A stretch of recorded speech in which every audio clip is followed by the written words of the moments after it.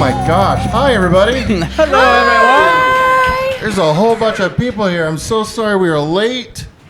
I was throwing up. Kelsey was, dude, it's... Yeah. We had to switch. I was in the front, and then he was like, Kelsey, do you want to switch? He's like, mm-hmm. I was like, oh. That probably would have helped you calm down. Actually would have helped She me. would have been. She'd be face down on this table right now, just passed out. Powering through. Yeah. Okay, first of all, we have to say check. happy birthday to you. Yeah. Happy birthday, Jason. Oh my gosh, Thank we are you. so honored to be spending your actual birthday with the Jason Voss. Everyone, let's get a happy birthday! Thank you. Hell yeah. This is amazing. You guys are supposed to be here like the 15th, and then it's like, hey, can we do the 29th? And I'm like, hey, that's my birthday, so bonus. Works out even better. We are so honored for you to spend your special day with us, and too, surrounded by so many absolutely amazing people here. Thank you all for spending your Friday night here thank you. and Oh my celebrating gosh. such a wonderful person. Yeah, thank you everybody for coming out too. We were Seriously. like, oh, cool, we're just going to go hang out with Jason and do a show for him. And it's like, oh, no, he's bringing Jerome. And Cottonwood. Wait, don't forget Cottonwood. Okay? And some people from Phoenix, too. Tempe and And Phoenix. Valley of totally. Phoenix is here. Like, good grief. All of Arizona. Now I feel like pressure to be entertaining. Yeah. You should feel that pressure every time.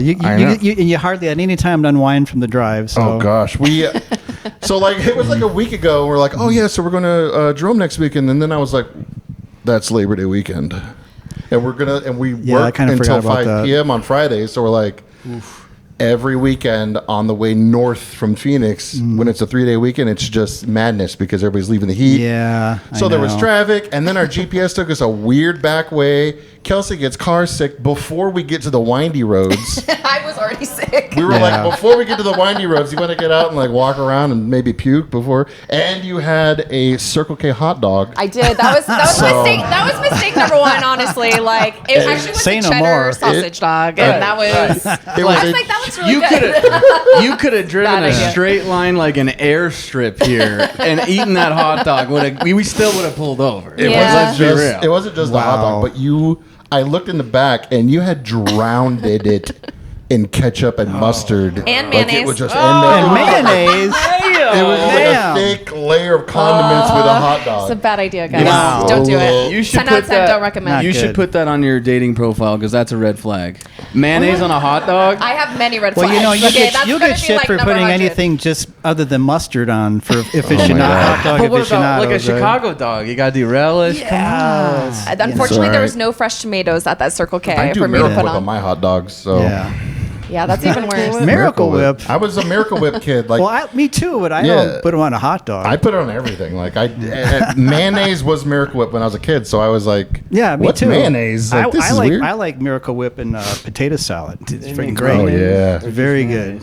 Huh? Very good. Do they make just mayonnaise or do they make womanase too? What? What? Make what? Mayonnaise. There was one person that laughed at that.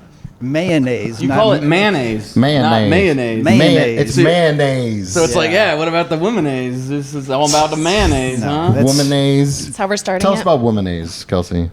Well, all women are A's. How about that? Oh, nice. A pluses. A So pluses. we're Scaredycast. We are brought to you by the wonderful folks at Value Sesh. If anybody likes to indulge in some delicious Delta 9 THC gummies, Value Sesh is your spot. Or honey sticks. You go or to Value taffy. Sesh. Go to our honey. Yeah. Oh, I had some taffies the other night. I'll tell you all about it. I took some taffies and watched the movie together.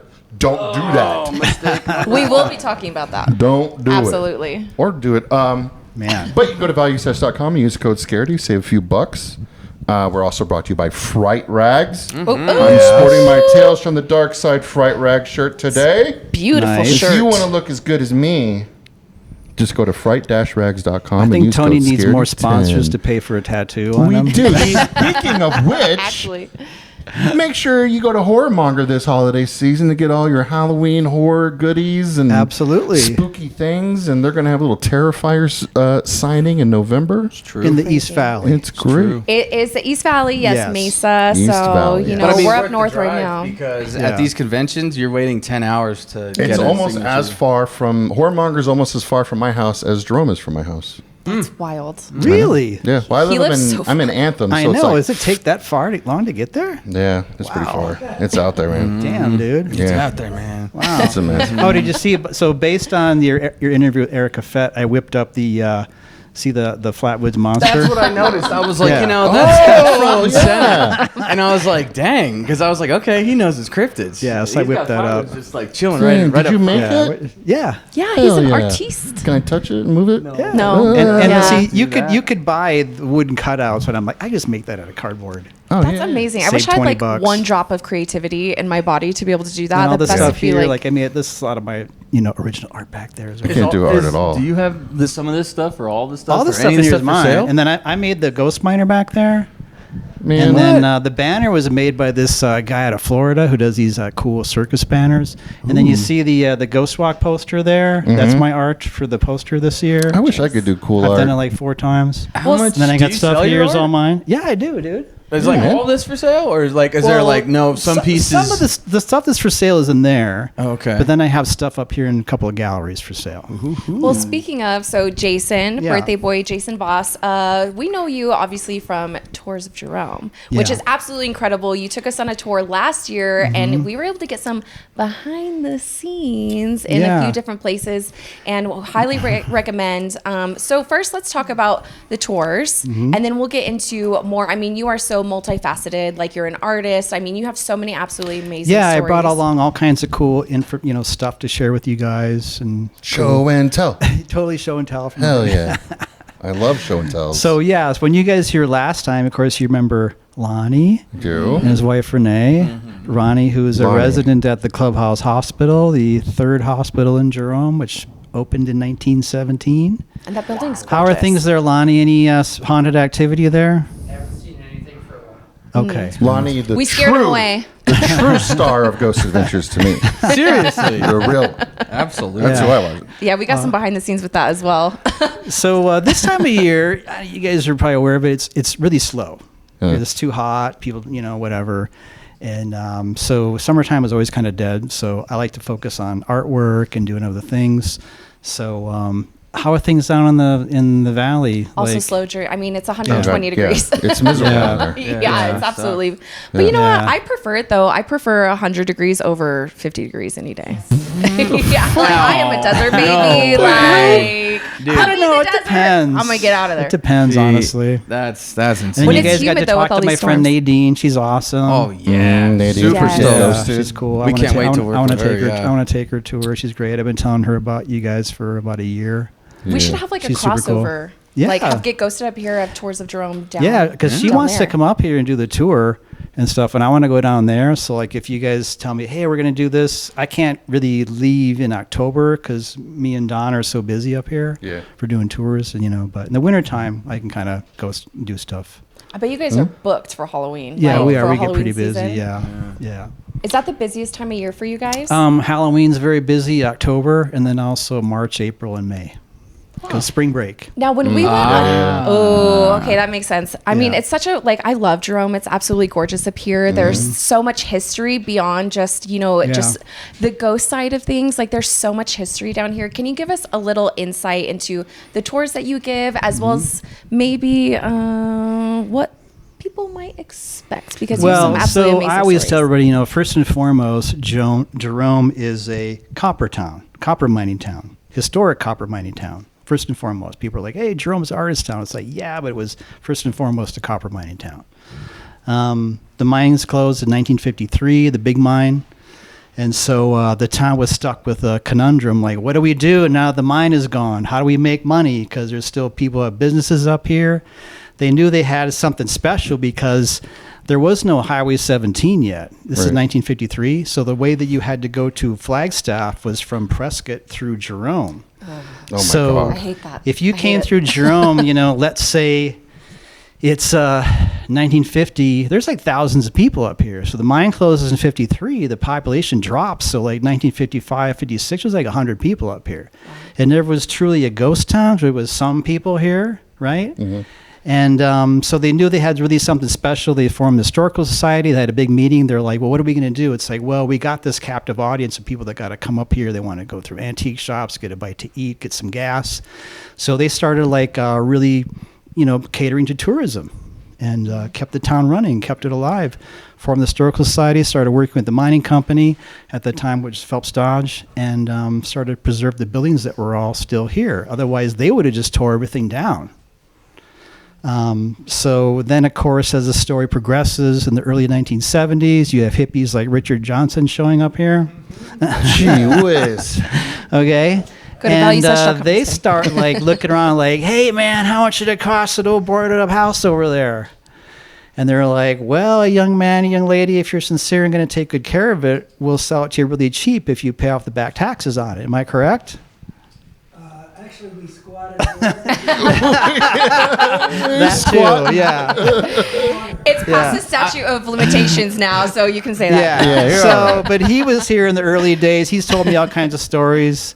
Anyways, so that, they helped to really revitalize the town. Those long-haired, dirty hippies, Hell yeah. I just got to looked say down real quick, upon by the conservative old-timers up here. he reminds you of Tom Selleck. Tom Selleck? He does. He reminds me of Tom Selleck. No. Yeah, I was gonna say, I was like, come on, that's totally. Richard Johnson, by the way, he's an amazing artist and does pottery.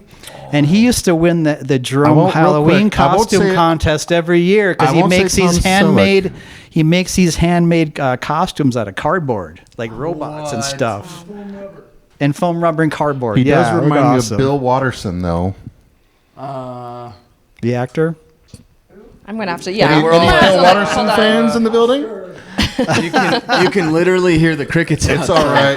Bill Watterson is the artist and writer of Calvin and Hobbes. Okay. And if you look, it's like, all right. I don't know. And I just say the Tom Selleck thing because I've been watching a lot of Magnum PI lately. I mean, both amazing mustaches. iTunes, right? See, look, yeah. Nice. Hey, that's pretty solid. You know what? Dan, if I you could grow a eat off- mustache, I Because they would. both got glasses, so that's what led me toward Bill Watterson. You could eat off that. That's thing. a deep dive. Unless you are Bill Watterson. Unless you are. No, Unless he's you are. not. He leads He's a like, very, I gotta go. That's Richard Hold on. Johnson. he lives a very I've been secret made. life. So That's Richard Johnson. So anyway, so the town started to actually, function and make money based on tourism. And the hippies, they discovered that they couldn't just hang out and party all day like other towns. They had to fix everything up and help maintain the town and fix retaining walls and plumbing and you name it. So, and that just kind of Jerome led was to what we are. rebuilt on the backs of hippies. That's right. I It love really it. was. Yeah. Mm-hmm. Potters, painters, glass blowers. So I yeah. talked to as many as I can.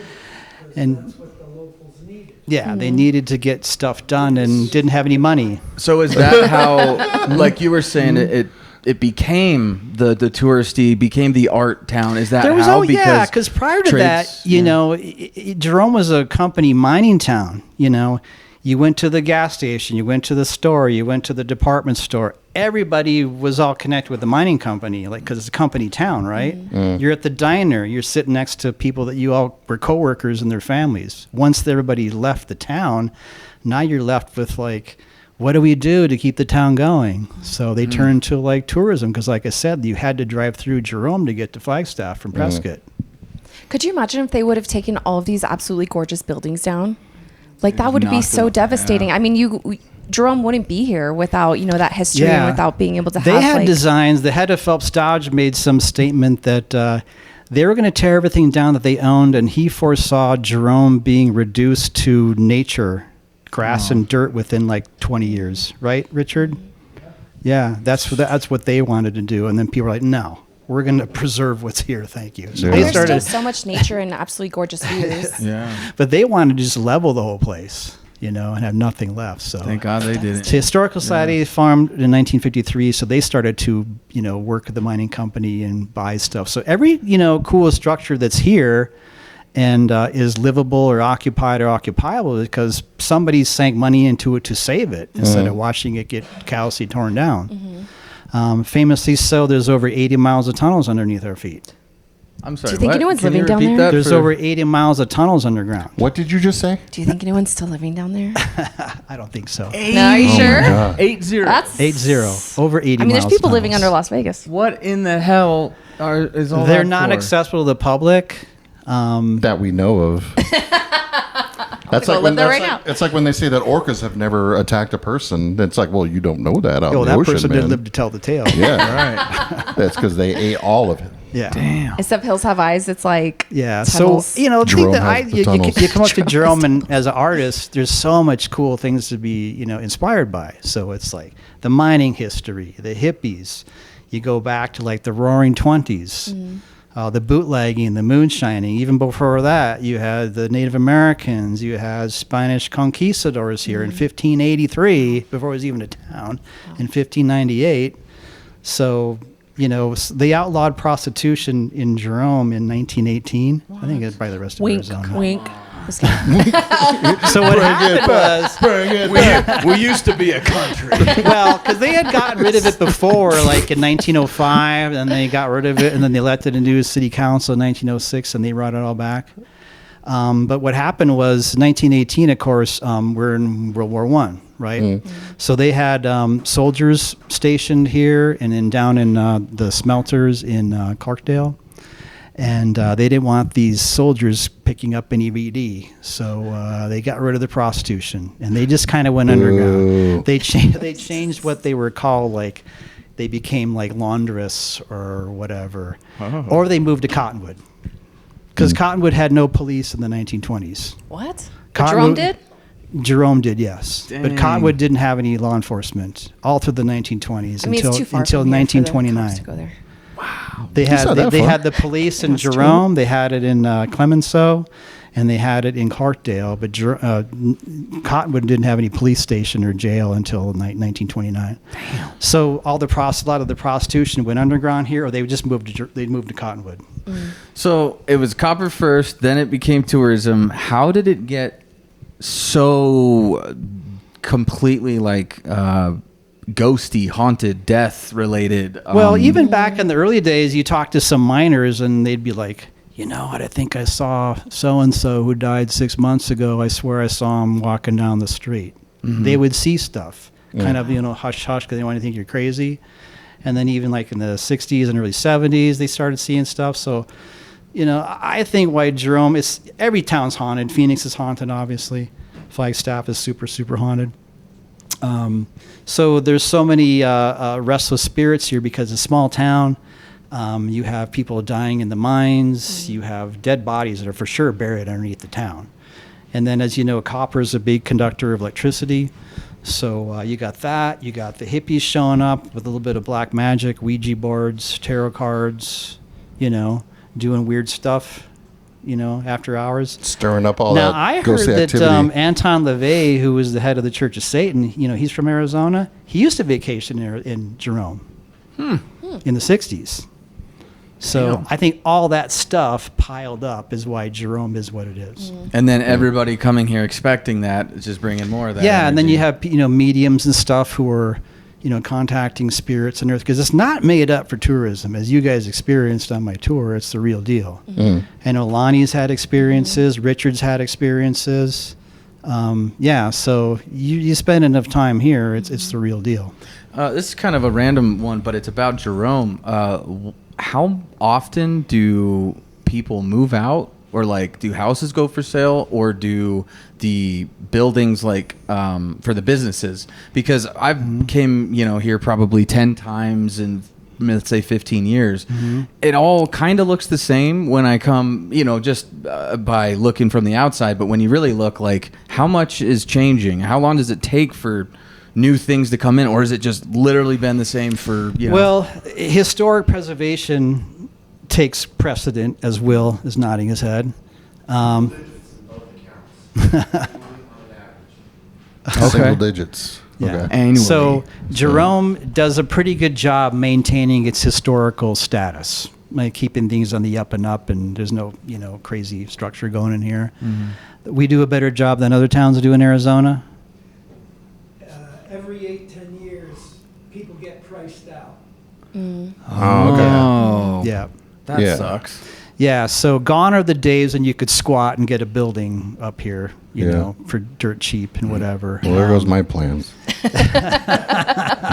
We just can't find Tony. He's in a random building. I'm in the tunnels. You're going to see him like on one of your tours. Tunnels. You're like, oh, wait, man, so nobody's in that's these Tony. tunnels. And then That's to not this a ghost. day, It's a like real- how it's a real person. He's just do here. people end up here? Well, it's a case by case basis, right? You got some people grew up here and they retired, they moved back here to their childhood home. Some people visited here in the 70s and 80s, and one day I'm going to move to Jerome when I sell my house in Michigan or whatever, and they move here. Some people just, discovered this town 2 months ago and just made it a point to somehow move in up here. Yeah. Or, it's all different stories. Is it pretty like when somebody new moves in? Is it like the whole town? That's the new. Yeah. Just moved in, like, Yeah. You're like, fuck that guy. Yeah. Is everybody like, are they like, oh, hey, welcome in? Because like, Yeah. I live in Anthem, and like they are very much like, if you're not, Yeah, you don't from talk to your Anthem, neighbor. like nobody's Oh. from Anthem. This place just got here like 20 years ago. But like, Yeah. they No, like, it's like that. If somebody from just New River was shopping at the Fry's in Anthem, people would be on the message boards like, they're down here at our Fry's. Like they're opening a Dollar Tree, and you would, oh my gosh, they're like, Anthem's going downhill. Like, how are we allowing this? It's like, oh boy. Well, that's You're like, very we have true. no That's stores very in true. Oh my within God. 30 miles of you. Like, we need some kind of store. So, that's very true. So stories that I've heard, it's like, number one, don't tell people you're from California. Yeah. You might as well just say you love communist China if you say you're from California. Don't say You're you're like, I'm from North where you Korea. So yeah, you don't tell me you're in California. California. If I moved up here, I'd be all right because I'm just like, I'm from Phoenix. Yeah. You're like, So, I'm from yeah. 20 minutes Yeah, away. man, I've been here Yeah. forever. And I get where they come up with that because they show up and they start like, oh, you guys don't have this, or you guys don't. We need to vote that into. And it's like, no, we don't want They're that. trying Just to put like a Starbucks frickin' up leave here it or something. alone. Yeah. Just weird. I won't get into weird stuff. And then you have like, you got to remember the conservative old timers here that were here in the 50s and early in 60s when the long hairs showed up. They're like, these long hairs. This is long disgusting. hairs. Take a bath, you hippies, right?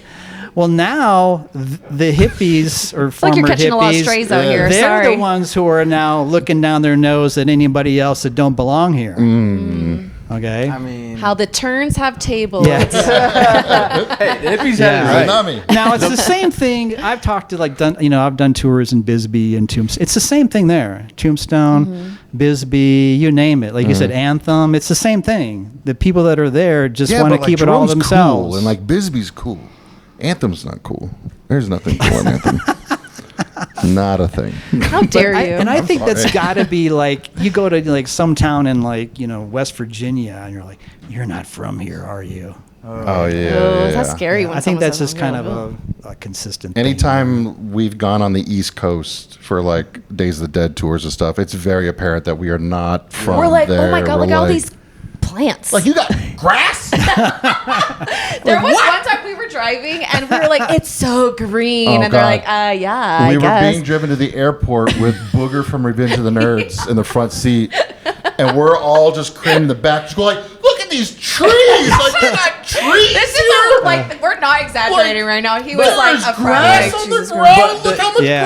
grass!" And he's just in the front seat, like, We're like, what do you think that tree is? What do you think that plant even is? better, the best part about the story is, I think I started talking about Bigfoot as I do. as you do. Shut up, Always. phone. And then, Sir, he can you turns please put around your and phone he's on like, silent? Bigfoot. Hold on. I'm like, oh no way. So then we had a really good conversation. Then he was all like, "I've been to the Bigfoot Museum. There's a Bigfoot museum just north of here. We should all go to this Bigfoot museum." And I'm like, "Oh, Oh, thanks, Like, I wish I would have Curtis. known about it That's before we went cool. to the. Okay, so we're talking about how special of a place Jerome is. Obviously, there's so much history. There's the ghost aspect of it. There's art. The community seems very tight knit. What is your favorite part of Jerome? Like, what drew you? We're standing in it. we're here, man." You're like, so speaking of. Well, So where we're I mean, at, this used to this be like a- building is cool. This is the Yeah. Midstate Motor Company Yeah. in 1918. Used to be a repair garage, and then they cut a big hole in the wall out here in 1927, and they put a big wooden ramp. And then the car that's parked out here is a 1936 Plymouth. And it's sitting on a wooden pallet because they would bring the cars over from Michigan, brand new cars. They'd have to partially assemble them downstairs. They could hoist it up on the elevator, and they could drive the cars out. Crazy. But yeah, so then this was converted into a museum in 2009. I've seen weird stuff in the car that's parked there. I remember you showing us a picture. Yeah, that car right there? I'm kind of calling it the haunted car because Everyone's like scooting away from the car. I've seen like weird things, like orbs and strange reflections in the window and stuff like that, weird stuff. So yeah. So how do you know when you're going on tours? You showed us absolutely amazing pictures and you have so many stories. Mm-hmm. How are you able to, I'm sure you have a lot of naysayers, that come on tours and they're not believers. You're showing them pictures, and especially now in the day and age where you can digitally alter things, there's AI and things like that. Yeah, luckily we haven't really ran into that to a degree. I have an accumulation of photographs that I've accumulated on the tour for 10 years. I don't even put that stuff on the internet because people were like, oh my God, and then it would end up somewhere and they'd AI it or something. So I got stuff that I just show. So the tour company is very, very small. They've been around since like 2008. Richard used to work for the company. I won't get into some of the technicalities of all this kind of weird stuff. I mean, again, Jerome's a small town. So we currently, it's just Don and I work for the company. Where's Don? Can you say hi, Don? He's right here. Hi, Don. Hi, Don. Don's a former LAPD officer in the 70s and 80s. Oh, I bet you have some great stories. This is especially from the 70s and 80s. Mm-hmm. Anyways, so we keep a pretty small profile. We're just a small little company. We might be closed. It'd be like, every time I go by there's closed. It's like, well, we kind of keep it's just Don and I, right? We're not doing big tours. I mean, Nadine is huge, right? She's got like tour over here, dozens of people. We'll take a couple of people out here and there. We're pretty low key, which is cool. It's a more intimate experience, So, yeah, does that answer your question?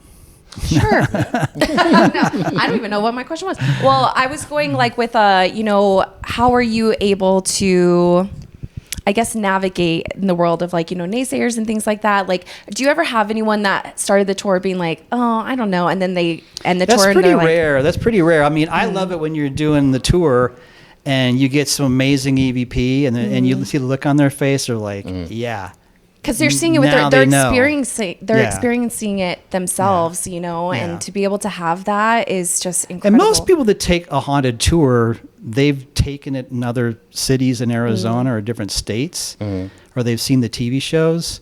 So they want to come up here and kind of get that mini experience. So you've experienced more curiosity instead of skepticism. Yes. Like people don't come up here with an attitude like, I'm paying you, prove to me every that once it's in a real. while, like, you'll get like, it's the couple, the wife's the one who's really into the tour, and the husband's like, you're going to guarantee we're going to see a ghost tonight on this tour? And I'm like, if I could guarantee it, I'd charge you $1,000 a person. Right.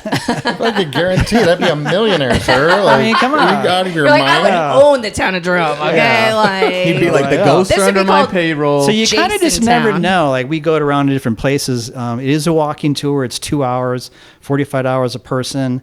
Depending on the time of the year and the weather, we'll get into different places. So it can vary. Sometimes the weather's horrible, like it's pouring rain or snowing, and we do stuff in here. Have you noticed like if the weather changes activity at all? Like if it's colder or hotter? Not really. Yeah. Not really. I don't know. Don's saying absolutely. I don't know. During electrical storms and the full moon. Oh, yeah. Like full moon. Electrical Okay. storms. Weather-wise, cold or hot? Yeah. Not really. But the moon for sure. Like if we have a full moon or we're waxing up to a full moon, I'll get pretty good EVP. Oh, wow. Right? Yeah. So next question that I have is, you said weather affects it. Does the season ever affect it? Like, is it more prevalent in winter? I think weather conditions, I like to take photographs. So if the ground is damp and you're outside at night taking a photo with the flash, you're not kicking up a ton of dirt. It's going to, hey, that's an orb. No, it's just dust, right? Wintertime, you don't see a lot of bugs flying around. So if there's no bugs because it's too cold and the ground is damp and you're not kicking up dirt and you're taking pictures and you're seeing weird, strange, orby shapes, it's not dust or dirt or a moth or a bug or something. Right. I remember, I don't know exactly where it was. It was like an alleyway, and I took a picture towards a building, and I was so scared. I thought I saw something, and it was just like it was a piece of art. Do you remember? I was like, holy shit, there's a fucking ghost over there. And Jason's like, no, like that's I think that's like an artwork. Another thing about doing the tour, you'll know where like all the weird cracks and the shadows or the stains and the graffiti is on the walls. So you're like, no, that's just a reflection of the stain on the wall. Or yeah, I'm sure like whenever you go on one of these tours, if you're somebody who's like really into it, every little thing is like ghost. Like, that's a ghost. There's a ghost over there, and there's a ghost over there. It can be like that. It's like, no, sir, those are headlights. Like, it's all right. Now, that is a building. Yeah. You obviously know, I must just say everything about Jerome. You know this place I know a lot. very well. You can get anywhere. You know where most things about it, we'll say. Yeah, I know. I know a lot. Are there places, or is there a place that you refuse to go? You're like, nope, Well, I'm not going there. the only place that you don't really want to go to is someplace you're going to be trespassing on. Fair right? enough. I mean, there are lots of cool places like, you know, where the ground's all chewed up down between, like, say, here and the Little Daisy. And you're like, oh, I'd love to get down there, but I know they got a fence and there's old mining tunnels down there, and you just don't want to fall down a freaking mine shaft and die. So there is That weird doesn't stuff happen. like that. Then you'll be a ghost. Yes. So, Are there like actually like there's like open holes like that places? Oh, yeah. What? You can just go in. There's stuff like that. If you know where to look, there's stuff My God. in town. And, you know, a lot of places here, not just in Jerome, but I think in some parts of Arizona, you want to have basements because that's cooler, right? And so Jerome had it as well. And then they had some places where, like, the tunnels, you could access a tunnel. Oh my God. You know, like up where the Haunted Hamburger is and the Surgeon's House, that whole hill up there, that has a tunnel that runs like straight through it. And that was all, anyway, so there was access points in the back of people's buildings and houses and stuff. Do you know, like like, to work. do you know the approximate, like, size of Jerome? If you had to put it in Like square miles? Well, the people here, the No, there's a point population to is this. about 463. Richard, how big is the town?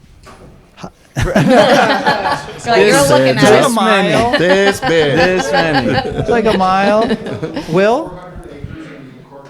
400 acres in the acres. incorporated? 400 acres as the boundary is today, but the historic town site of Jerome included much more than what we have today.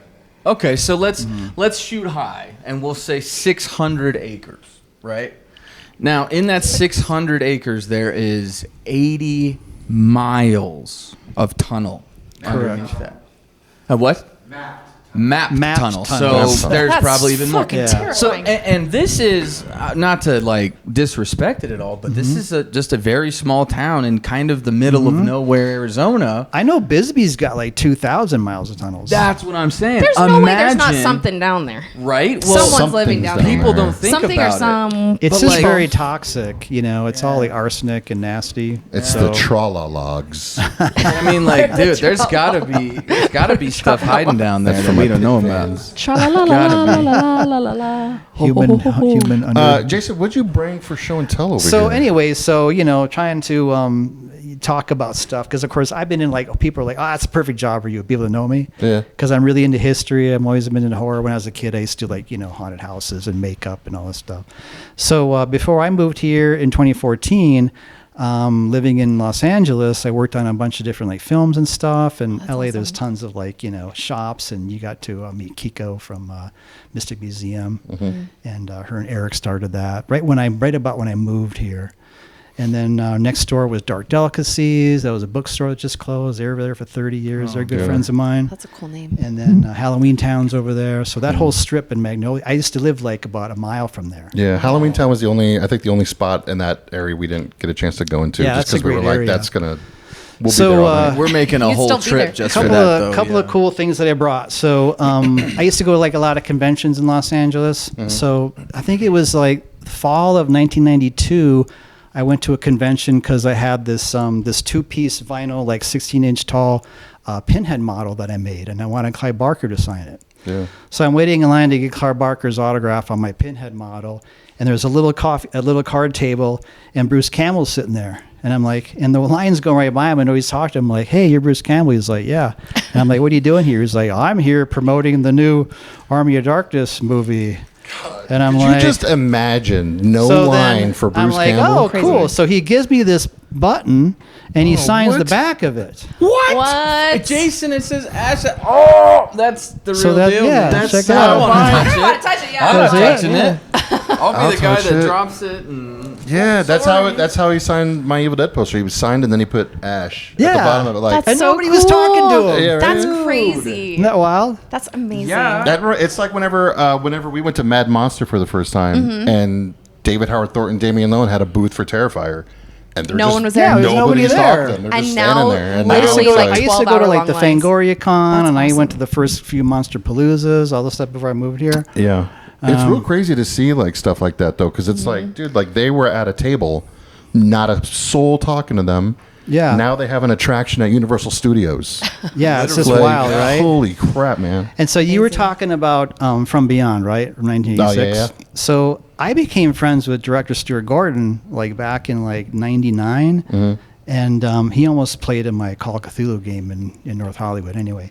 Yeah. So he knew I was an artist. And so his office was right there on Magnolia by all those shops called Red Hen Productions. And so he's working on the film Dagon. And he's like, hey, what do you think Dagon is supposed to look like? And I said, well, he's supposed to look like a large, deep one. Mm-hmm. He's like, well, I don't want to go that route. Can you do some sketches for me for the movie? What? And I'm like, okay. So in a couple of days, I did like some weird different sketches. They were pretty traditional, like a giant deep one, if you know what a deep one is in the H.P. Lovecraft, mythos. No. It's like a giant fish man. Okay.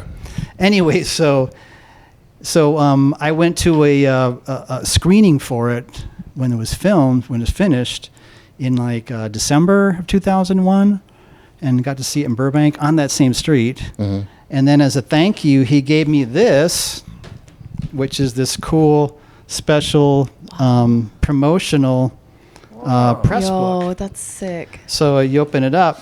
Looks like a deep It sea says, fish. Oh, nice. Yeah. That's so cool. Wait, so Wow. did he Hey, show the rest of the class. Yeah. Yeah, I got my hands full. Show the class. Did he take inspiration from your sketches? No, it looks totally different. Yeah. But still, like, you his never is know like that it more might like have- amorphous and whatever,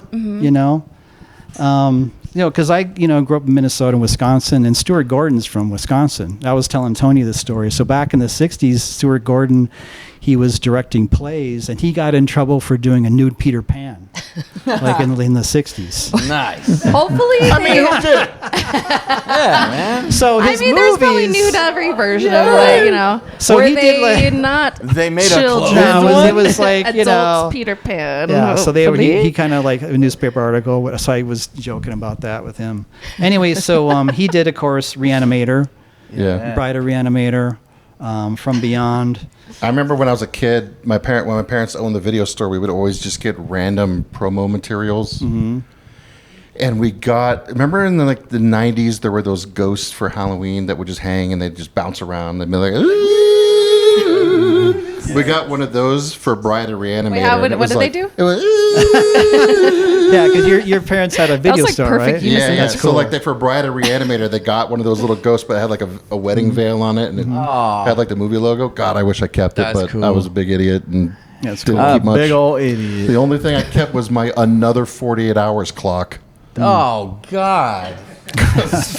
Oh my God. I know. I miss the days of like mom and pop video stores. Oh, they're the best. People Like, are like, oh, they're Blockbuster. amazing. I'm like, screw Blockbuster. Yeah. Like the mom and pop video stores are the best. Anytime just yesterday I was yelling at someone on TikTok because I always like, oh, remember the good old days? And they'll have like a TikTok about Blockbuster. I'm like, you know what's a good old days? Mom and pop video stores. That's because right. they Hell actually cared yeah. about the movies you watched, Yeah. not Blockbuster. Yeah, they were really knowledgeable. And So what Anyway, if they only so- had 2 copies of Titanic? so this is like 2001, right? So then I worked on this other film. There's a friend of mine who's a director, Aaron Vanek, and he did a couple of short films and stuff.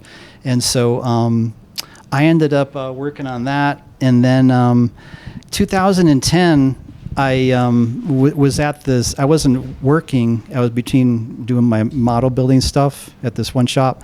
And I'm in this line at the deli, and there's a guy standing in front of me with an H.P. Lovecraft T-shirt on. And I'm like, hey, you like H.P. Lovecraft? He says, yeah. And I said, hey, blah, blah. And I'm like, what are you doing? He's like, well, I'm actually working with the H.P. Lovecraft Historical Society with Andrew Lehman and Sean Brainey. and doing stuff like, oh, I know those guys because I worked with them. And they said, oh, they're looking for model builders for their new movie, Whisper in Darkness. You should call them. And I'm like, okay. Yeah. That's crazy. So then I call them and they're like, hey, Jason, how you doing? I'm like, I hear you. He's like, yeah, come on over. So that's how I ended up working on Whisper in Darkness. What? Have you seen that? The H.P. Lovecraft? A talking H.P. Lovecraft picture thrill. Ooh. I've never seen that. It's because they did the Call of Cthulhu in 2005. Black and white, too. Which is based on the Lovecraft story, but it's shot like it's a 1920s silent movie. That's so cool. That's very cool. Wait, And so this is the same deal, but it's like kind of more like it's the 30s, so there's talking in it. Anyway, so then I contacted Andrew Lehman and went over there, and there was all the stuff they needed to do. And so I'm like, well, I really should contact one of my best friends who's kind of a carpenter, jack of all trades. He can do everything, musician, music composer, and get him on the project. So I contact my buddy Fred, who's in the Bang Fangs on Fur.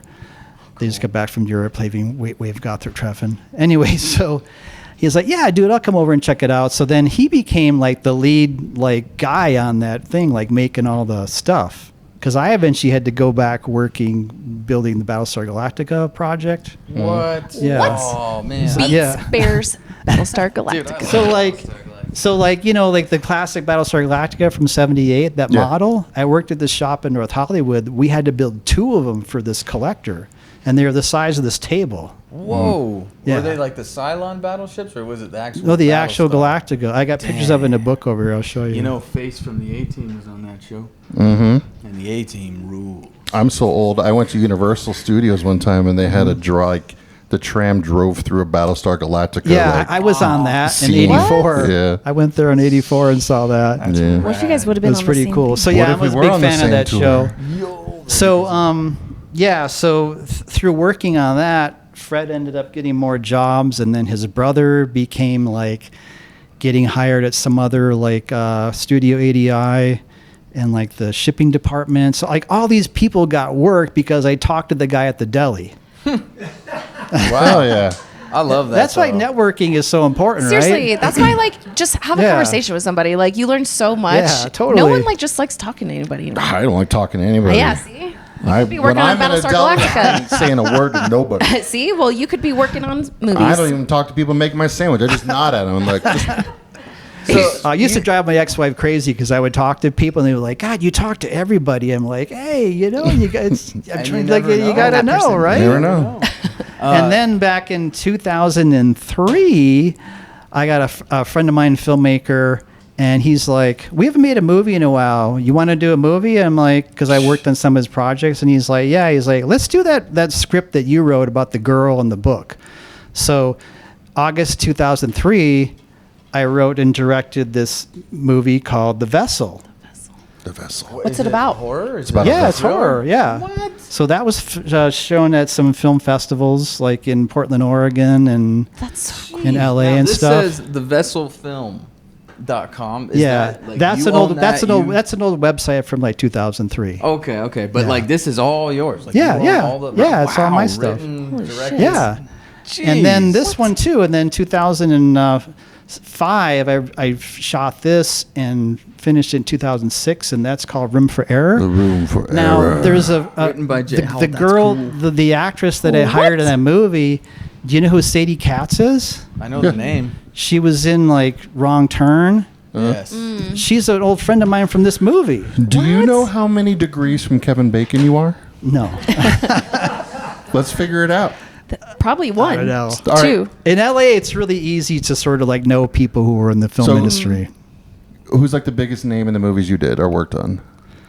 Let's figure this out. Vernon Wells, Oh God. Okay. So Vernon Wells who was in Mad Max. Commando. Okay, we got to get to Kevin Bacon. Give me a minute. Just give me a minute. I could do it. I believe in I'll you, get Tony. you Let's there. go. I'll get you there in under 6. Easy. You got 30 seconds. Easy. Oh my gosh. 30 seconds. Yeah. Shit. Hurry. Okay. You're on the clock. I also worked with Stephen Jeffries from Fright Night. Ooh. The kid from Fright Night. My co-director on these films, he did a bunch of like features and short films with some of these guys. So networking again. Yeah. It's like because you know. Wow. 10 seconds. Leave me alone. I'll get there. Just don't worry. Well, you could work on that. So then, I'll work on that. So then, this was the Tony, go last outside and think a little film. bit. This Get is some the fresh air. last film that I worked on before I moved to Arizona. So this is like 2014. This is The Mill at Calder's End, which is a puppet movie. What? So the puppets are like 3 feet tall. Uh-huh. And it's really cool. I want to show all this stuff, like have a movie night or something. Seriously, right? I know. Oh Like my we should get a God. projector. Like These So things. so there's a Barbara Steele. Barbara Steele's my favorite horror actress. And Barbara Steele, she did the voice of the witch. And my friend who sculpted, he knew people in the film industry and stuff. He did this Christopher Lee puppet. Again, this is like 2014, 2013, something like that. And so he contacted Christopher Lee, and he wanted him to do the voice of the puppet. And he talks to Christopher Lee on the phone, and then Christopher Lee's like, I got Barbara Steele to do the voice of the witch. He's like, Barbara Steele? I didn't even know she was still alive. And he's like, young man, I don't do horror. So he didn't do it. This is crazy. It says, plus the narrative of Victor Yeah, Carlock, yeah. featuring the voices of Christopher Lloyd, Correct. Elijah Wood, Yeah. and Maurice LaMarche. Yeah, that was his first puppet movie. Like, this is crazy. Yeah. This The Mill at Calder's End is told with a passionate sense of storytelling in a medium that both enshrines and reinvents the old classics. Who do you think said that? You ever heard of Guillermo del Toro? Yeah. So he's friends with Guillermo del Toro, Kevin McTurk. So I worked on that as like doing like model building stuff and this and that. Wait a minute. So what'd you do with this again? I did some model building stuff, like And Elijah Wood's part of this? No, that was the movie before it. There's multiple films on this. Okay, but you did something with Elijah Wood? No. Technically? No. No. Shit. I had you there in 2. No, so Mill at Calder's End. I'll figure it out.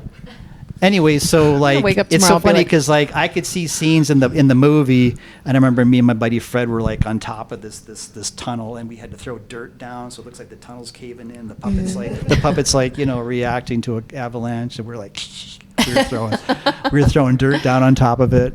Dude, that's It was so pretty cool. Yeah, you should check it out. It's working pretty funny. behind the scenes in so many movies, what do you like wish people knew more about making a movie? I always get really upset when I see people like pirating movies because the film industry, it employs so many people.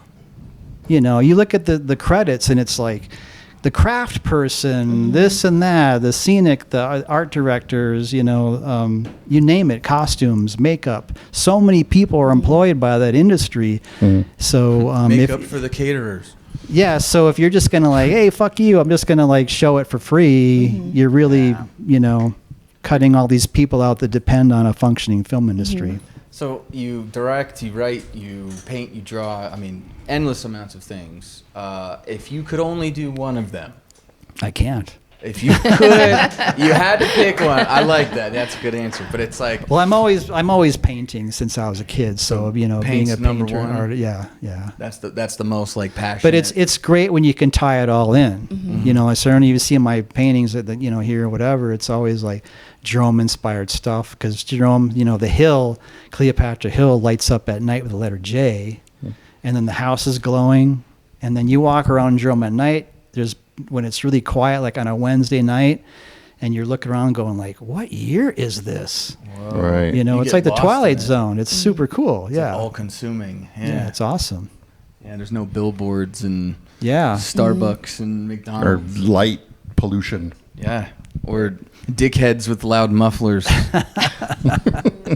Well, I don't Those are the know. worst. Yeah, worst. so if you love like spooky horror and stuff, it's pretty inspiring to be around that stuff all the time up here. Yeah, for sure. And then I've meet always cool wanted people to like move up my here. friends out here. Yeah, seriously. I just want to live here now. Everyone here's so cool. I'm like, well, we got to move here now. They would have to do a vote though. They'd be like, no, absolutely true. not. It's like 99 Hey, to 1. you You live are in not. Arizona, so you got one check in the right Okay, box. but we got to right? get We got a lot of work the to do, I Jerome think. Council. So sometimes people ask me like haunted stories like, hey, I heard that like there's dead bodies in the sidewalk, right? Yeah, we heard that. And it's like, no, Somebody told us like on the sidewalks, there's like if you see a little token or something in the cement, that means that's where they found a body. That's what someone. No, that's a survey marker, like elevation, longitude, whatever marker. so where the body story is. So what happened? You know what slag is? So when you have to crush up the rock that has all the gold, copper, and silver in it, you melt it at a really high temperature and left with kind of this pig iron molten rock, right? And so they started using it as filler in the sidewalks. And they kind of stopped doing that at like the 1920s or something. But you can see chunks of this charcoal gray rock mixed in the cement and in old buildings. And that, of course, comes from the smelter furnace. So somebody got this story that like part of the miner's funeral options, you could opt to have your body thrown in the smelter. And that's just complete nonsense. That's just not like true. It would save you some funeral expenses. Because it's a very, monitored process. You can't just throw a freaking dead body in there. Right. I mean, you can. It's just it's not very legal. But I'm saying it's like it would totally mess everything up. How cool would that be, though? You're like, anyway, so there's it's corpses in our concrete. There's no historic record of that ever happening. Maybe some dude fell in, or maybe like they threw his body in the slag pile because he didn't have But part of being a miner, and we're talking whatever decade, right? Part of being a miner was your pay or whatever was part of. They had funeral expenses for your widow and stuff. I mean, such a you dangerous weren't just throwing line dead of work. bodies in there. And people are, well, the cemetery down there's got 400 graves, and the Grand Hotel used to be a hospital. 9,000 people died there. Where'd all the bodies go? It's like, first of all, they did not have 9,000 deaths at that hospital. That was a very good hospital. It opened in 1927 and closed in 1950. You're talking like maybe 100 deaths a year. Oh, wow. In general, people came to Arizona to die because, tuberculosis, which they call consumption. You came out here for the healthy, dry air, and you sometimes just freaking died here. Okay, so same thing. And then in Jerome, you had a lot of sickness and death, but it wasn't 9,000 people that died. Right. Dr. Carlson was a very good doctor and took good care of his patients. Again, they had about 100 deaths a year.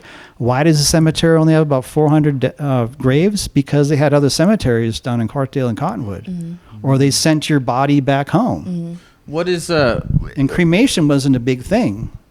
What is a misconception about Jerome that you wanna correct? Well, that's the biggest one right there, Brian. It is literally just the dead bodies everywhere. The dead bodies in the sidewalk. The haunted fantasy that people come up with. Like, I heard that there's 800 million dead babies under the hotel. Jesus. Well, I haven't heard that one, but yeah, so that one comes up, like the dead bodies in the sidewalk and stuff like that. Yeah. So again, that's the story that comes up, which is like greatly exaggerated. And then of course people are like, I heard that the Grand Hotel was an insane asylum.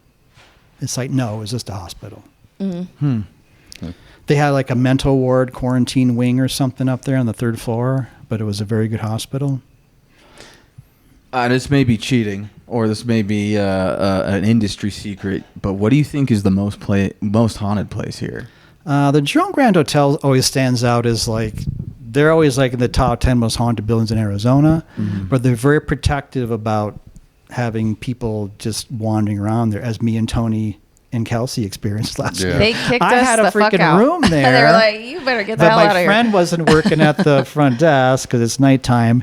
And they're like, you can't have any visitors after 10 o'clock. I'm like, why do you think I booked this room? They're like, well, they called my friend, the manager, and she's like, yeah, it's Jason. Just have him go up there. But be quiet. Yeah, and then they gave us a time limit. I think they said you have 20 minutes or something. Yeah. So we're like, visiting hours. Yeah, because you can't just wander around the Grand Hotel and ghost hunt unless you're staying there. And even then, challenge accepted. They don't want any outside people there. And they had a bad experience with a certain somebody from Ghost Adventures. God. What? Who? I knew it. Shocked. I never in my years Never heard of any bad experiences from anybody from Ghost Adventures. Just misunderstood. They're all well-behaved men. What did he say in his dating profile? Something about girls don't Do your understand my ghosts demons. match mine? Or do your demons match mine? That's so creepy, right? I mean, you know. Yeah. Oh, Lord Almighty. Boy. Well, okay. I never thought that anyone could be 86 from a whole city, and that person proved. I bet if you talk to a bunch of the other places that they visited, you probably come up with the same thing. Yeah. Now, but not like a whole town. Now, his museum in Vegas is great. I've heard great things about that. It's very cool. You guys been to that yet? No. It's super cool. Not yet. Every time we've gone. Yeah. Every time we've gone, we had to do something else. We're talking about Don't summon him. bag zaggins. Bag Zaggins. It's like 3 hours. To get through the whole thing? Yeah, What? I couldn't believe it. It's I too was long. like, because you got to sign the waiver and then you wait there and then they take you through. I thought it was only going to be a couple hours. I had to leave early because I was like, I got a freaking tattoo appointment in Vegas. So I got to get there. You're like, I have people that are missing me right now. I've been in here for 3 weeks. What's going on? I had to leave, cut out about 30 minutes early. I'm like, it's not because I'm scared. I swear I got to get Sure. lunch and then I got this tattoo appointment. What was the coolest thing that you saw in there? I'm not really big on like serial killers, and they got some like serial killer stuff there, which I wasn't into. But they have all kinds like real skulls and like real coffins. They have a Bela Lugosi's mirror, which is in this house, and then some serial killer had it in his house. So cool artifacts like, shrunken heads and stuff like that, and real skulls and stuff, cool stuff like that. Obviously, you're into horror, but like, what's your, I'm cryptids for sure. I love monsters that shouldn't be real. Kelsey, what are you kind of? I like aliens and paranormal. Aliens, and then you, Tony, ghosts, maybe? Yeah. Yeah. Like, what's your like? Very Yeah, this is what I Yeah. love. Like, all horror is pretty cool. Yeah, but the stuff that I really like is like old school, like atmospheric, like haunted houses, like The Haunting, that movie from like the 60s, and but I do really like Hellraiser. Oh yeah. That movie's crazy. I love all the Hellraiser movies.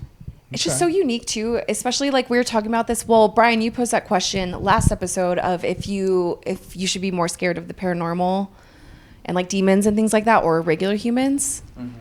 So it's like, it just poses that question. I think like, demons and things like that, like we just can't really understand it. Like, so it's like, it's so fascinating. And especially Hellraiser does such a great job of depicting so many different kinds of demons. I really like the remake too, that just came out a few years ago. They did a really good job with that. And Clive Barker, he's a really nice guy. I've met him a bunch of times and he loves my art. Remember when he had the comic book? I met him like San Diego Comic-Con, and he was like, "Oh, your stuff's great. I'd love to get it in the comic book."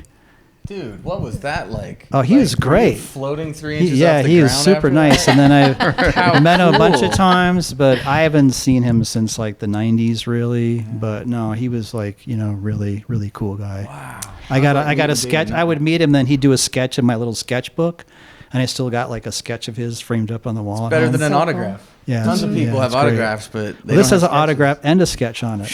Take that. I love that. I love that when you meet someone, Yeah. like, cause they say don't meet your heroes, like, and like we've had so many bad experiences with. Oh God, yeah. With I'm certain, always like, terrified. Yeah, with like famous people. But like when you meet someone and like not only are they so talented, but they're just like humble and like giving and gracious. Like I love hearing stories like that. Hey there, Tony here.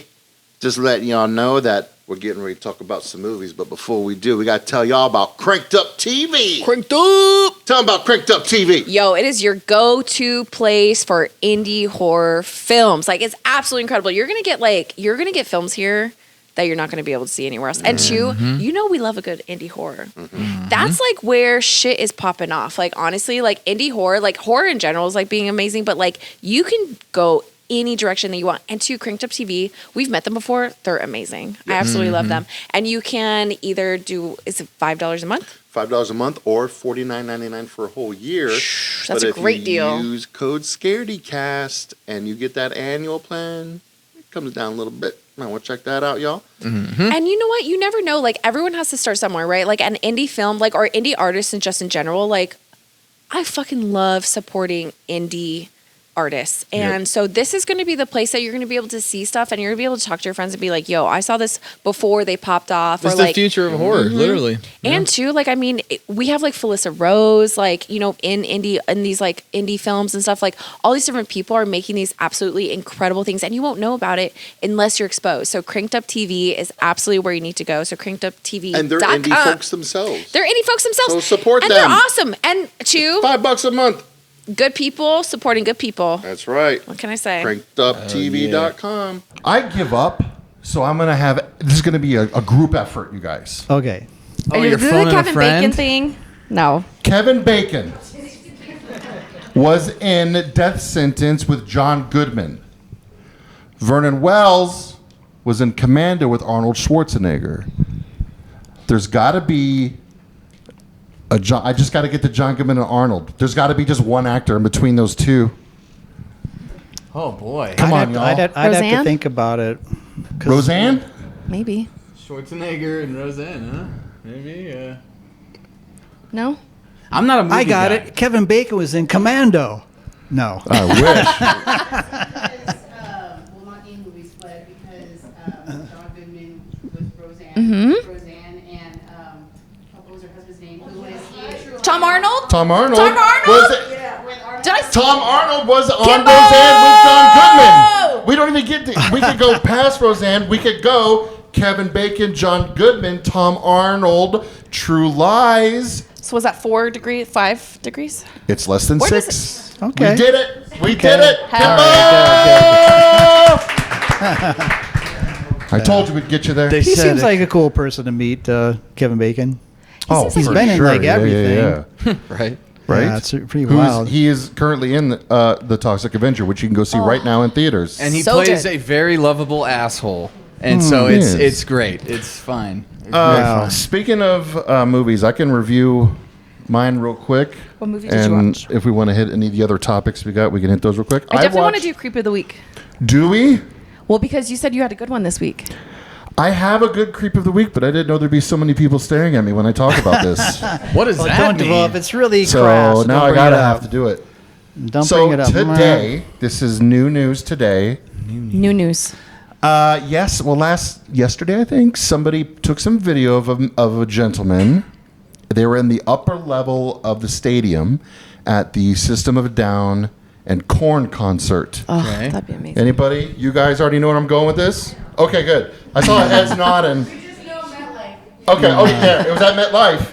Don't sit up in the top. There was a gentleman sitting kind of in front of people. There was nobody in front of him. So you know how like they got a little cement wall right here? And he's sitting in front of it by himself. There's nobody to the sides of him either. I'm guessing he bought the whole row because he was enjoying this concert. Oh no, I don't like that hand boy. If gesture. you know what I mean. I don't like that hand gesture. Damn. that He you was just made. really enjoying this concert a lot. A whole lot.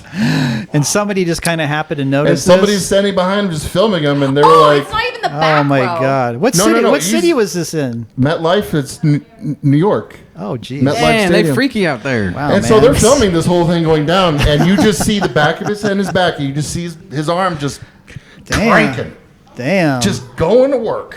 damn. And somebody comes down. C-O-M. They don't go down the stairs. They just start stepping on the seats, and they get right behind him, and Ew. they adjust and plant, and he just boom, just swings and punches this guy. His hat goes flying off, and he's just like, "What?" Like, He's like, I'm busy. I'm Can busy. you see that I'm God. enjoying this concert? And What then the fuck happened after that? security came and they had to drag this man away, and he's looking just like, "What are you guys doing? I'm paid my money for these seats." Like he's Wow. Oh, what? What Yes. song? What song was it? I don't know. That's a good question. BYOB. Oh no, Adidas all day. I And dream you're about like, sex. maybe he's Well, maybe he's in the wrong row. There was a section for that. The jerk off section for Korn and System of a You Down. gotta pay extra He took for it that, literally. Yeah. He's like, Oh hey, my look God. at this jerk off over That's here. VIP. He's jerking off. Yikes. Well, that's definitely a creep of the week, Yeah, if not man. a creep of the month or I'd be year. so okay. I just don't understand the mindset. Like, why did he think buying a row this way instead of like wouldn't you buy like a circle of seats around you? So Maybe then you couldn't afford that many. I mean, ticket prices are expensive. When you want to crank it at a Korn concert, Ticketmaster will get you. It's those damn service fees. Yeah, if you just look up Korn fan on TikTok, it's right there. And then I'll pass. if you really want to says- see it. they said I thought he was air drumming. Yo. no That's, way. I see it. I see it. Yeah. That's, Damn. It's quick too. He's And then like, here comes the gentleman. Oh, it froze. oh Hit him in no. the here we head. go. Hit him in the. Oh. It cut. Yeah, They took no it off thanks. because That's of very violence. violent. You have to go on Facebook to see the punch. TikTok Wow. it cuts it off. So just so you know. But now I am Did they do curious. like the face like filter bright. on his It's like face during so he the looks day. all like Oh. amazing? You know, Damn it. his face is all like. I want to know what song was playing now. But now it's all just Jet 2 holiday music on top of it. I don't know. It looks like It was probably Adidas. it literally it's bright out. Like it looks like at the pre-concert It's like almost. at 3 p.m. It looks like. Yeah, that's He was really excited for the wrong concert. on many You know what? levels. This and used then to be a country. the What you say? the other night, Proper country. a proper country. used to be a country. Used to be able to just jack off wherever you want. I took some taffies from Value Sesh, valuesesh.com. Use code Scaredy. Or go to patreon.com/scaredycast and sign up and get a free bag. Hell yeah. Anyways, and I settled in to watch Together with James Franco and Allison Brie. Looked very interesting. As always, I avoid trailers. I avoid everything. I'm like, Yeah. I just hear about this movie I'm in. I heard it's And really good. It's very good. Uh-oh. Unless you take some edibles. Okay. Then it's... you- Now, this is the only horror movie of the year, I would say, that had me jumping from being scared. I don't even think the edibles had much to do with it because this is a terrifying movie where there are a couple, they just move out into this new house. It's out in the middle of the woods, kind of. They decide to go on a hike. They fall into a weird cave. What? And something happens to James Franco where he literally starts sticking to her. And his body is like drawn to her in a way that like he will black out like he's taking a shower and she'll be upstairs walking around and he's in the shower just blacked out, but his body's like throwing itself against the walls as she like where moves she's around. moving? Yeah. That's weird. Okay. And it just progressively, I won't spoil too much because this just came out like to rent, but like it just progressively goes more and more where now she's like getting drawn to him, and anytime they touch, their bodies just start merging into one. It's crazy. If you like body horror, this is your movie. How would you Yes. rank it? Like, obviously, the substance is like top tier body horror. Is it like close to that scale? I mean, I like The Substance more, but it is like on that level. I like probably like Yeah. 80% of the substance. I didn't like it when it turned into where she's like the Carrie, thing where she's all covered in blood and she's at the thing. Yeah. That just went on way too freaking long. That was a very long scene. Yeah, prior to that, I liked it, but then it got to that and you're like, okay, I get it. Right. Yeah. But yeah, Together is very good. I highly recommend it. Try to go in blind. Try to watch it with friends. I think I would have liked it even more if I was like in a packed theater and was with people reacting to what was going on. What would you rate it? I gave it a 4 out of 5. Dang.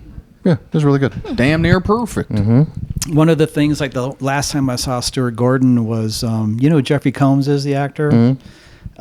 He did this thing where he was Edgar Allan Poe, like in the 1840s. Poe used to do like these, he'd get paid to do these things where he'd stand on stage and recite poetry and tell stories. And he's a huge alcoholic, right? So Jeffrey Combs is Edgar Allan Poe, and it's him like he's doing those live performances. Whoa. So he's like, I'd like to welcome everybody here, and he starts taking nips off a bottle, And then pretty soon he's just hammered by the end of the performance and making all these like accusations about this and that person and getting drunk on stage. But it was like you were seeing Edgar Allan Poe like in like 1841 or something. Right. Wow. Yeah. So that's pretty cool. Yeah. So it was pretty amazing. Yeah. And then before that, Stuart did a production of, it was Reanimator the Musical, which I saw that twice in this small stage in Hollywood, and that was amazing. You should look that up. Yeah, that sounds singing cool. All this like with the headless, guy. He's got the head, Dr. What's his face. Anyway, it's great. The music's amazing. Yeah, it's really funny. Damn, that would be really cool. If you like things like that, have you ever heard of All Puppet Players? I tell everyone all the time. It's like an adult puppet. It's an adult puppet show. Yeah. Yes, and this year they're doing. So last year they did Lost Boys for like their Halloween one, and this year they're doing like teen. Like it's like I Know What You Did Last Summer and like a mix of like those like horror like things, but it's like. Is it like a I Know What You Did Last Summer Breakfast Club? Yeah, it's like something like that. Yeah, it's like a bunch of things. Which one did the Predator one? Yeah, there was them as well. Yeah. So it's like a mix of Predator as well as like a bunch of like Arnold Schwarzenegger. I see. So it's obviously funny. It's a humor thing. Yes, it's very funny. Okay. Yeah. So I feel like you would like if you liked that Reanimator or the Animator. That sounds great. So. Anyways, but yeah, if you get a chance to look that up, Reanimator the Musical, it's really funny. It's great. So one of my favorite horror actors, of course, is Christopher Lee, right? And there used to be this store in Burbank called Creature Features. And so in 1996, I found out that Christopher Lee was going to be there on Halloween. So I got this black and white headshot, was standing in line, and it's a small store, like half the size of this shop, this building. And Christopher Lee's there, and I'm like so nervous, and I'm like, oh my God, it's Christopher Lee, right? And so I get up and I talk to him, and he signs the picture. He was promoting this this audio CD where he sings a bunch of stuff like Ghost Riders in the Sky. Okay, Christopher Lee. That is amazing. I have some Christopher Lee on my Christmas playlist on my Spotify.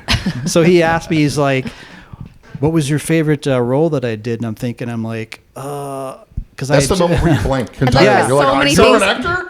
Like, so I had seen like one of my favorite movies where he did with Peter Cushing called The Skull, and he has a bit part in it. I'm like, I really like your small character role that you had in The Skull, and he's like, oh really?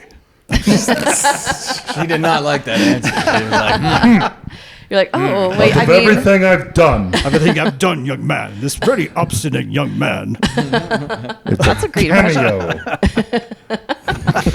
It's like one of those things though where you're like put on the spot. You're like, oh shit! Like Tony asks us questions all the time, and we're like, ooh, and it's like we come up with the dumbest shit. Well, then like people, like listeners will send in like, what's the one scene that this, and you're like.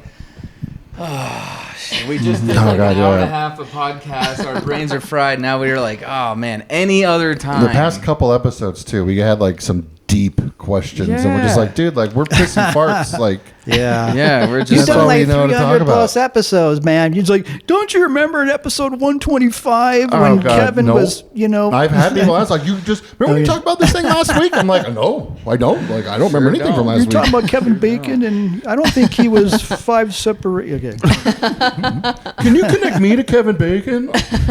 Sure. Bro, sure. Like, I'll try. Like, I got you. I got you. You brought a lot of cool show and tell stuff, but I noticed there's also an EMF reader. Yeah, so that's a K2. I think that's pretty standard equipment. Reads out top and bottom. I was just wondering if this had any, like, this was a special one. This one was brought with for show and tell. And I was like, oh, and that's the very first one. Well, and it's also like, bro, maybe this is like Old Faithful, No. Nope.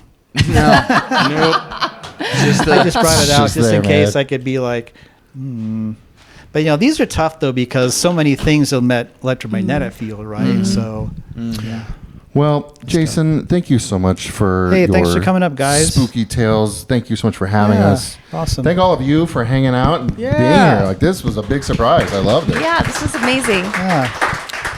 Happy thanks, birthday. Everybody. And happy birthday. Yes. Happy birthday. Thank you very much. Thank you very much. Hey, come on. Don't age me. No. Hey. What? Where can everybody follow you? What do you want the world to know? Like, my art and such and stories and stuff is on my Instagram. And if you get a shot up there, it says Jason S. Voss. My last name is like the water, VOSS. So that's my Instagram page. You can see a lot of my artwork on there. Tours of Jerome. We have a website. It's kind of outdated because we're an old company. But what can I say, right? Facebook, we do what we can, right? Facebook too. Facebook as well. Mm-hmm. You can contact me if you message us, Tours of Jerome, on Facebook. I'm usually the one who answers. Okay. So, and our tours, the haunted tour is a walking tour. It starts at 6 and goes about 2 hours till 8. Cool. And you get access to a lot of different places that other people don't. We do. Like I said, depends on the weather. Mm-hmm. If it's raining out or snowing out, we're not really getting in. Sometimes I get say I get a group of 4 people. 2 of them are staying at, like the Hotel Connor or something. Like, hey, cool, let's go to the Hotel Connor. Hotel Connor is amazing. Yeah. I stayed there one time with my dog, and she was staring at something, and I was like, I'm not, nope. Summer, get on this bed. Come over here immediately, please. Yeah. Stop staring. So it is a walking tour. Look at that corner. So it's cool because you can walk around and, driving, you can cover more stuff, but, it's not the same thing as walking the streets. I mean, I had such an amazing time when we went on our tour with you. You are so knowledgeable. There's so much, even if you, like you're saying, even if you don't get a paranormal experience, you're still learning so much. Yeah. And we did have, was it Annie or Annabelle? What's her name? Abby. Yeah. Abby was talking to us a little bit, which was absolutely incredible. You were playing cards, you were tossing dice. And I play people that clip on the tour. And the response, it's like, then Tony's face, he's like, I can't believe that. I wanted to have it. I want to go home. You're like, oh, Tony's my like, God. Scooby-Doo, Nobody told me there'd be ghosts on this ghost tour. Like, what the hell is this? So you guys have probably done other tours since then, right? No, we haven't been on one since. Really? Yeah, Okay. it's been a long time. I mean, okay. Once summertime hits, we shut down any time going outside. Yeah. So we're due for a ghost tour. Also, too, even though we host Scaredycast, we are such babies that it's we want it to happen, but we don't. And speak for yourself. Hold on. You two Brian's are always trying to bring things home with him. Well, you guys are what was it, Monte Vista? The Hotel Monte Vista. Hotel Monte Vista, They were like, we're staying at the Marriott, the Hilton across the street. You go have fun staying there in the haunted room. I'm like, yeah. I stayed at the Hotel Weatherford in Flagstaff a couple months ago. Is that the one that's really old-timey, wood inside? Yeah. It's gorgeous. Yeah, it's cool. Did you have an experience, or it's just... And I did it was a haunted tour, but it's a lot of history too, walking around town. And you saw the episode of... Dead Files, where they're in Flagstaff. Oh yeah, I think because I love that show, right? I think did you send that to us? No, you sent something else. Anyway, so at the end of Dead Files, they always have an artist doing a sketch of what Amy the psychic sees, and so our friend Kat, she was the artist on that show. Who is absolutely? She's an amazing tattoo artist. One of the nicest people you will ever meet. Yeah, absolutely. They were supposed to be here, but they just got back vacation, and Dave threw his back out, so he couldn't make it. Yeah. So. I guess my last question is there anywhere open that we can drink? Yes. No. We owe you a shot, a birthday shot. We gotta get you some birthday shots. Birthday. If you guys want to come see us, I'll have a drink, if anybody wants to drive down from up here, we're going to be at Evil Izzy's Haunted Emporium next Friday. Brian won't be there. Emporium will be in Vegas. So we're bringing our good friend Mo from 93.3 Alt AZ is going to be there. She's going to be sitting in Brian's spot. She's a lot easier on the eyes, I will say. Oh, you're adorable. Thank you. But he's Brian's adorable. He didn't know Erica Fett. Jeez. On October 11th. Who is also very nice. Also at Evil Izzy's Haunted Emporium on October 11th is Scaredy Con 3. Oh, yeah. That sounds good cool. Friend Nathan Basil, who plays Leslie Vernon in the Behind the Mask, The Rise of Leslie Vernon, is going to be there.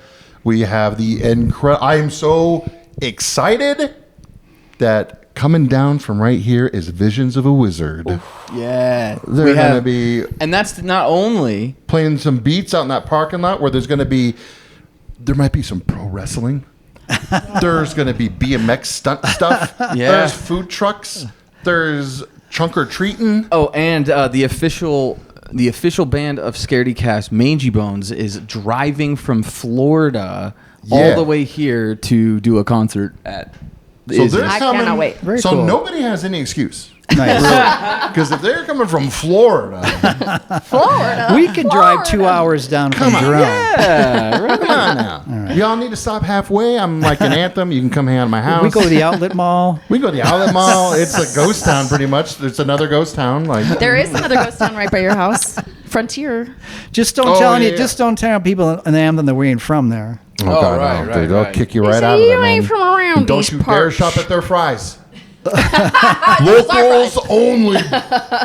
Don't even think about putting a Dollar General in. Or what did you say? Dollar store? Oh, it's a Dollar Tree. Dollar Tree, sorry. Sorry. Yeah, get it Damn. right. Fucked up. Fucked it up. Fucked it up, man. All right. Well, thanks a lot, guys. Happy Thank you, birthday, guys. Jason. Thank you. Yes, everyone, Thank you very please much. make sure that you are booking with Tours of Jerome when you come visit the absolutely amazing town. Everyone is so nice. There's so many different stories. I mean, there's been so many times where we, so the last time we came to visit you, we went, it's not there anymore, but there was the wine, the little wine restaurant that was there. And she's telling us all about the Daisy Inn and, is that Daisy Inn? The Little Daisy. The Little Daisy and Yeah. like the history behind that as well. Yeah, So that's the Little Daisy's down the hill on there. Yeah. my dream is to get like enough people to be able to like book that place and not have it be like $1 million to be able to stay there. Maybe we'll be able to do our next live show Yeah, from there. shit. We get a bunch of people. We all put in $1,000 each. You know? Yeah. Let's do it. Then we'll definitely have some EMF readings, I think. Absolutely. No, happy birthday, Jason. Thank you very so much, everybody. Yeah. Let's go Hey, party. Thank you. Thank you. Yes, thank you guys.